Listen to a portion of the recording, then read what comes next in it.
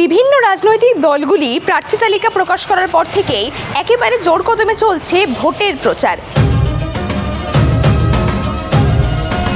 এই মুহূর্তে আমরা রয়েছি জাঙ্গিপাড়া বিধানসভাতে, আর এখানকার মানুষ মুখ্যমন্ত্রী হিসাবে ঠিক কাকে চাইছেন? তারা কি চাইছেন সেই পুরনো নেতৃত্ব মমতা ব্যানার্জিকে, নাকি চাইছেন বিকল্প কোনো মুখ, নাকি বিজেপি দলের শুভেন্দু অধিকারী, নাকি ইন্ডিয়ান সেকুলার ফ্রন্টের নওশাদ সিদ্দিকী? ঠিক কাকে চাইছে এই জাঙ্গিপাড়া বিধানসভার সাধারণ নাগরিকরা? তা জানতে আমরা চলে এসেছি গ্রাউন্ড রিপোর্ট করতে জাঙ্গিপাড়া বিধানসভাতে। শুনে নেব এখানকার মানুষের কী রায়, মুখ্যমন্ত্রী হিসেবে তারা ঠিক কাকে চাইছেন।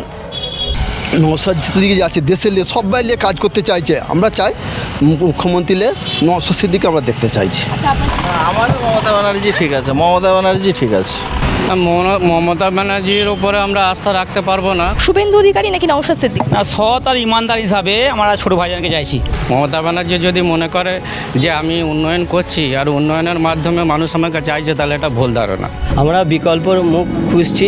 যে সরকার সেরেপ ভাঁওতা মেরে ভাতা দিয়ে রাজ্য চালাচ্ছে, মানুষের ভোট কিনতে চাইছে। সরকারি হস্তক্ষেপে আমাদের ফেসবুক পেজটি বন্ধ করে দেওয়া হয়েছে। আমাদের সমস্ত খবরাখবর ইউটিউব চ্যানেলে প্রকাশিত হচ্ছে, তাই আপনাদের সকলের কাছে অনুরোধ, আমাদের জিআই এর ইউটিউব চ্যানেল আপনারা সাবস্ক্রাইব করুন এবং আপনাদের আত্মীয় স্বজন বন্ধু বান্ধব সকলকে বলুন আমাদের ইউটিউব চ্যানেলটি সাবস্ক্রাইব করতে।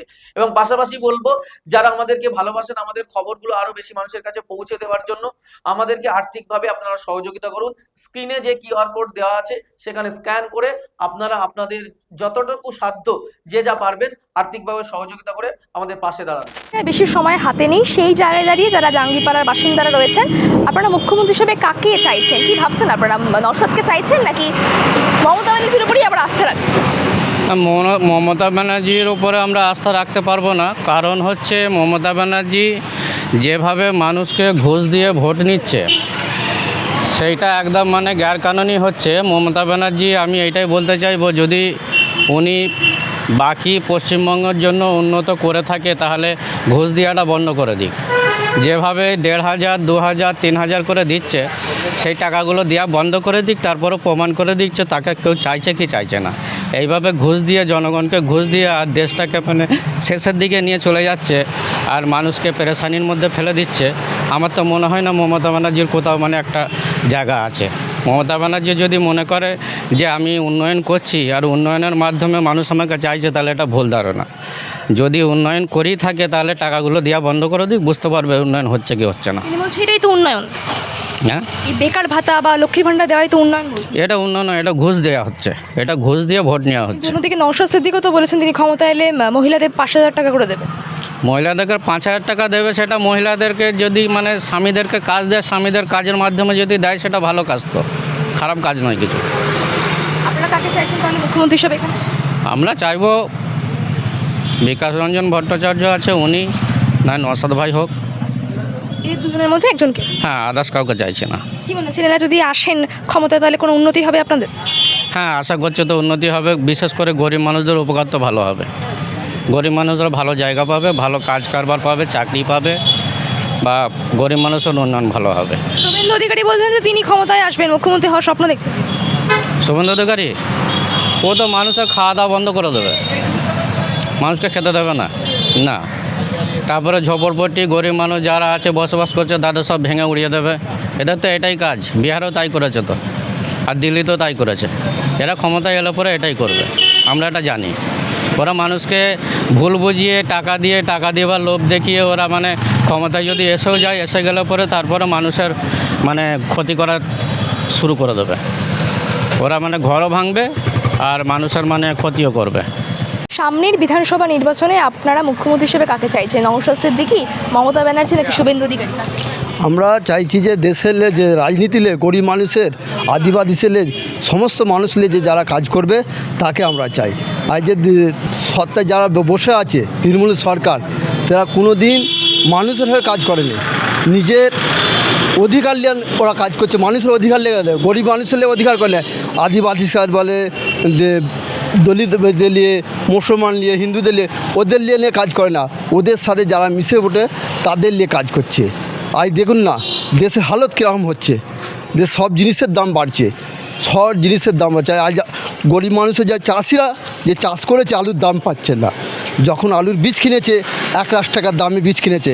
আর চাষিরা গলায় দড়ি দেওয়ার ছাড়া কোনো কাজ নেই তাদের। আমরা চাইছি আমাদের যে নওশাদ সিদ্দিকী আছে, যে নওশাদ সিদ্দিকী যে আছে দেশের নিয়ে সবাই নিয়ে কাজ করতে চাইছে, আমরা চাই মুখ্যমন্ত্রী নওশাদ সিদ্দিকী আমরা দেখতে চাইছি। আচ্ছা, আপনার যে আছেন আগে পুরনো নেতৃত্ব অর্থাৎ মমতা ব্যানার্জি এবং শুভেন্দু অধিকারী, এদের কাউকে আপনারা চাইছেন না? না, না, আমরা ওখানে কাউকে চাইছি না, আমরা নওশাদ সিদ্দিকীকে চাইছি।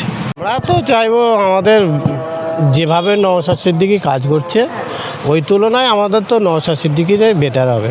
মানে জাঙ্গিপাড়ায় আপনারা নওশাদ সিদ্দিকীকে চাইছেন? একদম নওশাদ সিদ্দিকী ছেলে হিসাবে খুব ভালো, কথাবার্তা ভালো এবং ওনার কাজ কামের দিকে সব দিকেই ভালো। কাজ করলো? কাজ কাম বলতে গেলে আমরা এলাকার মানুষ তো বিভিন্ন রকম আমাদের এলাকায় কোনো রকমের সমস্যায় পড়লে সমাধান করে দেওয়া, হ্যাঁ, তাদের ঘরে পরামর্শ দেওয়া, এ সমস্ত করে কাজ। যতটুকু মানে ওর স্বার্থের মধ্যে আছে ও অতটুকুই করে। সামনেই বিধানসভা নির্বাচন আসছে, আর সেই নির্বাচনে আপনারা কাকে চাইছেন মুখ্যমন্ত্রী হিসাবে? মমতা ব্যানার্জি নাকি শুভেন্দু অধিকারী নাকি নওশাদ সিদ্দিকী? না, সৎ আর ইমানদার হিসাবে আমরা ছোটো ভাইজানকে চাইছি। ইনি থাকলে পারফেক্ট হয়, তোরা কী হবে, মানে এনার মতন সৎ আর মানে ইমানদার মানে পশ্চিমবাংলার নেতা নেই, ওই জন্য আমরা ছোটো ভাইজানকে চাইছি। মমতা ব্যানার্জির উপরে আস্থা রাখছেন না? না না, ওনা অনেক কিছু ধোয়া খেয়েছি, ওয়াকাপ থেকে হিজাব থেকে নিয়ে আর আপনার বিভিন্ন যত আমাদের ধার্মিকতে কোনো এতেও সাপোর্ট পাইনি। যে হিসাবে আমরা ওনাকে সাপোর্ট দিয়ে ওনাকে আমাদের আশা রেখে উপরে পৌঁছেছিলাম যে আমাদের হয়ে কিছু বলবে, নিরপেক্ষ বলবে, কিন্তু পুরোটাই আমরা ধোয়া খেয়েছি। সেই জন্য ওনার উপরে আস্থা উড়ে গেছে। বিকল্প চাইছেন এবার? হ্যাঁ, নতুন বিকল্প চাইছে, ও ইমানদার আর সৎ। যতক্ষণ সৎ আর ইমানদার লোক হবে ততক্ষণ গরিবের হক পাবে না, বা নিরমকে বিচার পাবে না, বা সব ধোকায় পাবে। বাকি রাজনীতি সবই ছলের মধ্যে ইমানদার আর শক্তিশালী একটা মজবুত নেতাজি উভরে এসছে পশ্চিমবাংলার মধ্যে, সেটা হলো আমার ছোটো ভাইজান। সামনেই বিধানসভা নির্বাচন আসছে, আর সেই নির্বাচনে আপনারা যারা জাঙ্গিপাড়া বিধানসভার বাসিন্দারা রয়েছেন তারা মুখ্যমন্ত্রী হিসেবে কাকে চাইছেন? মমতা ব্যানার্জিকে চাইছেন নাকি শুভেন্দু অধিকারী নাকি কোনো বিকল্প মুখ নওশাদ সিদ্দিকীর মতো? কাকে?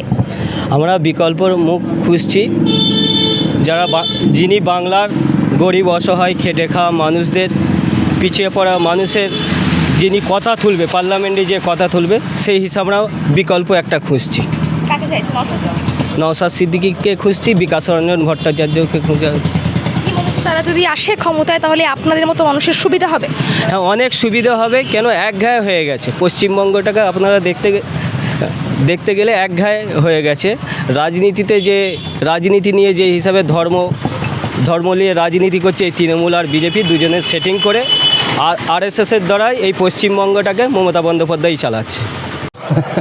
বলছি আর বারে তো নওশাদের জিতা সিটি তাকে তো মেরে নিয়েছে কি গো, তাহলে আবার কি আছে? কোন সিটটা?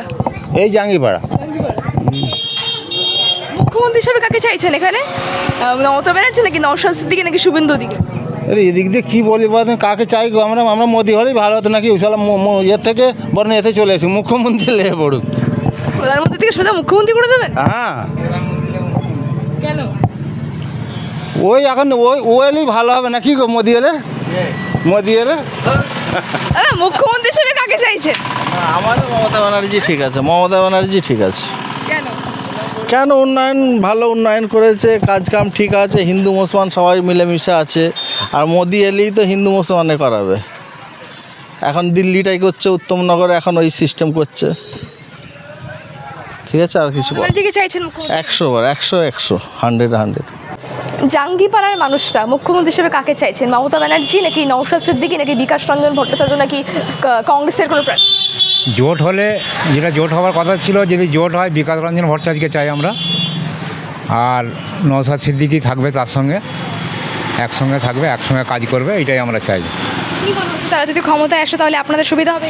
আমাদের প্রচুর সুবিধা হবে। জাঙ্গিপাড়ায় বিশেষ করে কৃষির ওপর নির্ভর। আজকে কৃষির দাম, মালের দাম নেই, আলু মাঠমায় পড়ে আছে। ঈদের বাজারে একটা ছেলেদের জামা কাপড় কেনার মতন চাষির কাছে পয়সা নেই, কেন আলু বিক্রি হয় না। সেই আলু আজকে 70-80 টাকা প্যাকেট, যে আলু 500 টাকা করে দাম হওয়া দরকার ছিল। 500 টাকা দাম হলে তো খরচা উঠতো, তার যে 70 টাকা, মানে চাষিরা আত্মহত্যা করার টাইম এসে গেছে। তাই এ সরকার পুরো ব্যর্থ, চাষির দিয়ে কোনো নজর নেই। আর জাঙ্গিপাড়া বিশেষ করে কৃষির ওপর নির্ভর, তাই কৃষির জন্যে কিছুই করেনি এ সরকার। স্রেফ ভাঁওতা মেরে ভাতা দিয়ে রাজ্য চালাচ্ছে, মানুষের ভোট কিনতে চাইছে, কিন্তু একটা 1,500 টাকা ভাতা দিয়ে একটা ছেলের কাপড় হবে কি, একটা ছেলের জামা কেনা যাবে না। তাই এ সরকারের কোনো দরকার নেই, সরকারের দরকার আছে পরিবর্তিত সরকার দরকার আছে। এখানে বাম বা আইএসএফ জোট হয়ে যৌথভাবে একটা সরকার তৈরি হোক, মানুষ চাইছে বা আমরাও সেটা চাই। তার মানে আপনারা মুখ্যমন্ত্রী হিসেবে মমতা ব্যানার্জিকে চাইছেন না? তিনি যে বারংবার বলে থাকেন যে সংখ্যালঘুদের জন্য তিনি অনেক কাজ করেছেন, তিনি সংখ্যালঘু দরদি, তারা সেগুলো গেল কোথায়? সংখ্যালঘু দলদি বলে খালি ভাঁওতা মারা হচ্ছে। এখানে ভাঁওতা মেরে ওয়াকফটাকে শেষ করা হলো। এ শহরের সমস্ত মুসলমান জাতির নাম বাদ গেল, একটা বুথে 100-150 করে নাম বাদ গেছে।